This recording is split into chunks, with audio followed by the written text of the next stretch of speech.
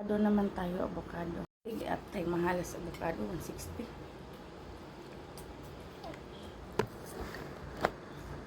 Tikman natin lahat. Mag-fruit salad tayo sa ating tummy. Yung avocado ko ay hindi ko sinilagyan ng ano, sinawsaw ko lang sa asukal.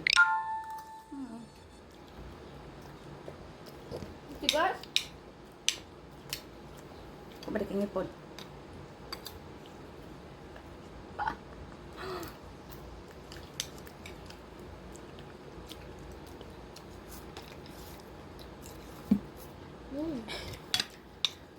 Kasi siya hindi pa tapos kumain. Ang tigas nito. Ha? Ang tigas. Kahit gani oh.